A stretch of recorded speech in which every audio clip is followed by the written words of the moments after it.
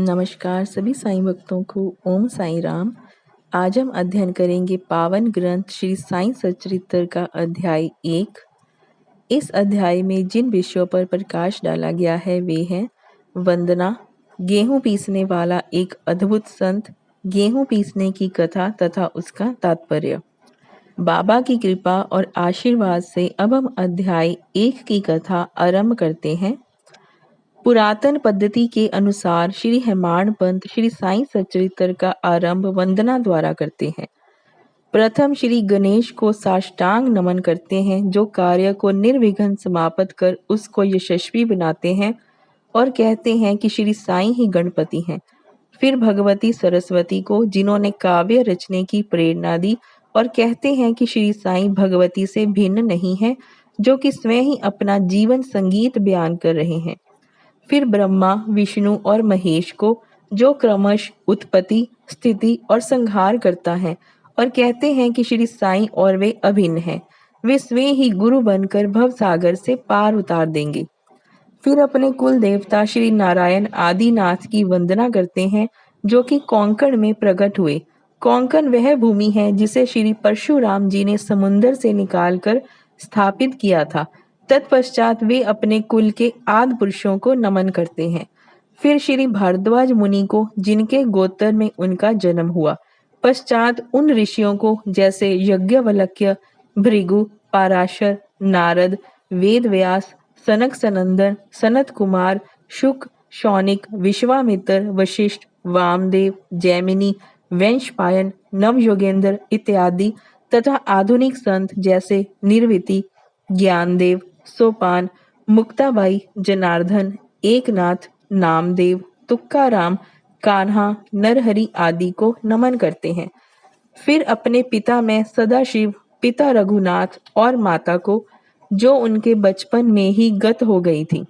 फिर अपनी चाची को, जिन्होंने उनका भरण पोषण किया, और अपने प्रिय ज्येष्ठ भ्राता को नमन करते हैं। फिर पाठकों को नमन करते हैं, जिनसे उनकी प्रार्थना है कि वे एकाग्रचित होकर कथा अमृत का पान करें।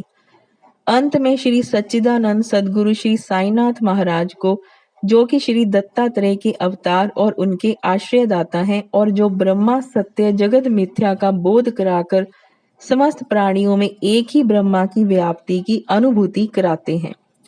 सर्व श्री पाराशर, व्यास और शांडिल्य आदि के समान भक्ति के प्रकारों का संक्षेप में वर्णन कर अब ग्रंथकार महोदय निम्नलिखित कथा प्रारंभ करते हैं।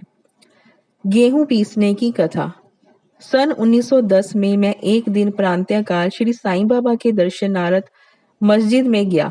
वहां का विचित्र दृश्य देख मेरे आश्चर्य का ठिकाना न रहा कि साईं बाबा मुंह हाथ धोने के पश्चात चक्की पीसने की तैयारी करने लगे। उन्होंने फर्श पर एक टाट का टुकड़ा बिछा उस पर हाथ से पीसने वाली चक्की रखी। उन्होंने कुछ गेहूं डालकर पीसना आरंभ कर दिया। मैं सोचने लगा कि बाबा के चक्की पीसने से क्या लाभ है। उनके पास तो कोई है भी नहीं, और वे अपना निर्वाह भी भिक्षावृत्ति द्वारा ही करते हैं। इस घटना के समय वहां उपस्थित अन्य व्यक्तियों की भी ऐसी ही धारणा थी, परंतु उनसे पूछने का साहस किसे था। बाबा के चक्की पीसने का समाचार शीघ्र ही सारे गांव में फैल गया, और उनकी यह विचित्र लीला देखने हेतु तत्काल ही नर नारियों की भीड़ मस्जिद की ओर दौड़ पड़ी। उनमें से 4 निडर स्त्रियां भीड़ को चीरती हुई ऊपर आईं, और बाबा को बलपूर्वक वहां से हटाकर उनके हाथ से चक्की का खूंटा छीनकर तथा उनकी लीलाओं का गायन करते हुए उन्होंने गेहूं पीसना प्रारंभ कर दिया। पहले तो बाबा क्रोधित हुए, परंतु फिर उनका भक्ति भाव देख के वे शांत होकर मुस्कुराने लगे। पीसते पीसते उन स्त्रियों के मन में ऐसा विचार आया कि बाबा के ना तो घर द्वार है, और ना ही इनके कोई बाल बच्चे हैं, तथा ना कोई देखरेख करने वाला ही है। वे स्वयं भिक्षावृत्ति द्वारा ही अपना निर्वाह करते हैं, अतः उन्हें भोजन आदि के लिए आटे की आवश्यकता ही क्या है। बाबा तो परम दयालु हैं, हो सकता है कि यह आटा वे हम सब लोगों में ही वितरण कर दें। इन्हीं विचारों में मगन रहकर गीत गाते गाते ही उन्होंने सारा आटा पीस डाला। तब उन्होंने चक्की को हटाकर आटे को 4 समान भागों में विभक्त कर लिया, और अपना अपना भाग लेकर वहां से जाने को उदित हुई। अभी तक शांत मुद्रा में निमग्न बाबा तत्क्षण ही क्रोधित हो उठे और उन्हें अपशब्द कहने लगे। स्त्रियों, क्या तुम पागल हो गई हो? तुम किसके बाप का माल हड़प कर ले जा रही हो? क्या कोई कर्जदार का माल है जो इतनी आसानी से उठाकर लिए जा रही हो? अच्छा, अब एक काम करो कि इस आटे को ले जाकर गांव की मेंढ पर बिखेर आओ। मैंने शिरडी वासियों से प्रश्न किया कि जो कुछ बाबा ने अभी किया है उसका यथार्थ में क्या तात्पर्य है। उन्होंने मुझे बतलाया कि गांव में विसूचिका यानी हैजा का जोरों से प्रकोप है और उसके निवारणार्थ ही बाबा का यह उपचार है। अभी जो कुछ आपने पीसते देखा था वह गेहूं नहीं वरन विसूचिका थी, जो पीस कर नष्ट कर दी गई है। इस घटना के पश्चात सचमुच विसूचिका की संक्रामकता शांत हो गई और ग्रामवासी सुखी हो गए। यह जानकर मेरी प्रसन्नता का पारावार न रहा। मेरा कौतूहल जागृत हो गया। मैं स्वयं से प्रश्न करने लगा कि आटे और विसूचिका रोग का भौतिक तथा पारस्परिक क्या संबंध है। इसका सूत्र कैसे ज्ञात हो? घटना बुद्धिगम्य सी प्रतीत नहीं होती। अपने हृदय की संतुष्टि के हेतु इस मधुर लीला का मुझे 4 शब्दों में महत्व अवश्य प्रकट करना चाहिए।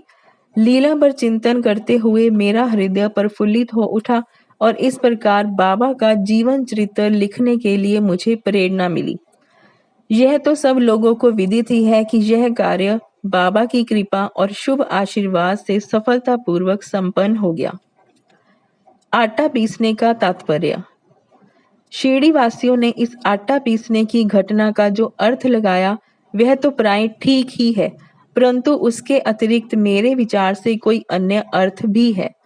बाबा शिरडी में 60 वर्षों तक रहे और इस दीर्घ काल में उन्होंने आटा पीसने का कार्य प्राय प्रतिदिन ही किया।